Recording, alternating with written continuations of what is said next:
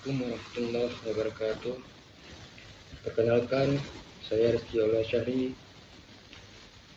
Saya akan menceritakan sejarah masuknya Islam ke Aceh. Oke teman-teman, sebelumnya kita sudah tahu ya bahwasannya Aceh ini dijuluki sebagai Serambi Bekah. Sebuah julukan yang menunjukkan betapa kuatnya pengaruh Islam dalam masyarakat. Namun, apakah ada yang bertanya bagaimana sejarah Islam pertama kali masuk ke Aceh? Kisah ini dimulai lebih dari 1000 tahun yang lalu melalui jalur perdagangan internasional yang menghubungkan Timur Tengah, India, dan Asia Tenggara. Sebelum kedatangan Islam di Aceh, masyarakat Aceh telah menjalin hubungan dagang dengan berbagai bangsa. Di wilayah Sumatera bagian utara terdapat agama pengaruh Hindu dan Buddha yang berasal dari India. Letak Aceh yang strategis di Selat Malaka menjadi pelabuhan penting bagi para pedagang asing.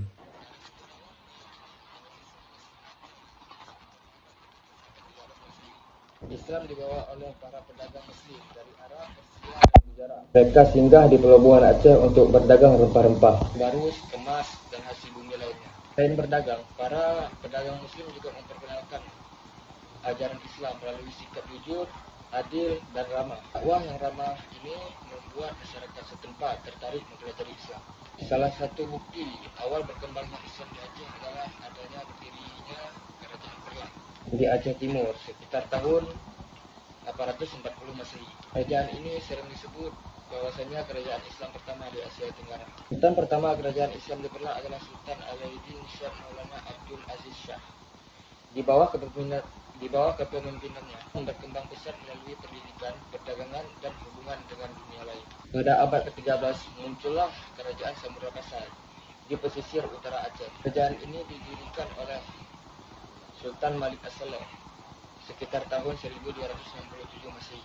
Sultan Malik As-Saleh menjadi tokoh penting dalam penyebaran Islam di Nusantara. Samudra Pasai berkembang menjadi pusat perdagangan pendidikan Islam yang terkenal. Bukti keberadaan kerajaan ini dapat dilihat dengan cara batu nisan Sultan Malik As-Saleh yang bertanggal 1297 Masehi. Selain itu, kerajaan ini juga menjadi kerajaan pertama di Nusantara yang mencetak mata uang bercorak Islam.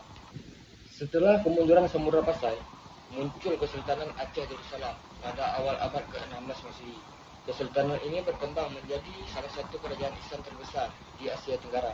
Masa pemerintahan Sultan Iskandar Muda dari abad 1607 Masehi sampai dengan 1636 Masehi, Aceh mencapai masa kejayaannya.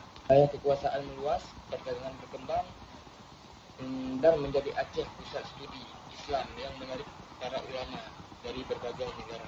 Banyak juga ulama besar yang berperan dalam mengembangkan Islam di Aceh, antara lain seperti Hamzah Fansuri, Syamsuddin As-Sumanturi, Nuruddin Ar-Raniri, Abdul Rauf As-Sikili. Mereka mengajarkan ilmu agama, menulis kitab-kitab Islam, dan menjadikan Aceh sebagai pusat intelektual Islam di kawasan Asia Tenggara. Ada juga beberapa faktor yang menyebabkan Islam cepat berkembang di Aceh, antara lain letak Aceh yang strategis di jalur perdagangan internasional. Dakwah dilakukan secara damai melalui perdagangan dan pendidikan. Ajaran Islam mudah diterima masyarakat karena menekankan persamaan derajat. Dukungan para sultan kerajaan Islam, peran aktif para ulama dan lembaga pendidikan Islam. Kesimpulannya yang dapat kita ambil dari cerita tersebut adalah masuknya Islam ke Aceh merupakan hasil dari interaksi panjang antara perdagangan Muslim, ulama, dan masyarakat setempat. Dimulai dari kedatangan para pedagang Arab, Persia, dan Gujarat, kemudian juga berkembang melalui kerajaan Perla dan Samudra Pasai, hingga mencapai puncaknya di masa Kesultanan Aceh Darussalam.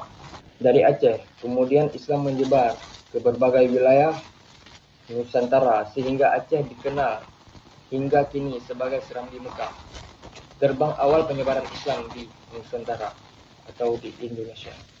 Ya, mungkin hanya ini yang dapat saya sampaikan. Saya akhiri dengan wabillahi taufiq wal hidayah. Assalamualaikum warahmatullahi wabarakatuh.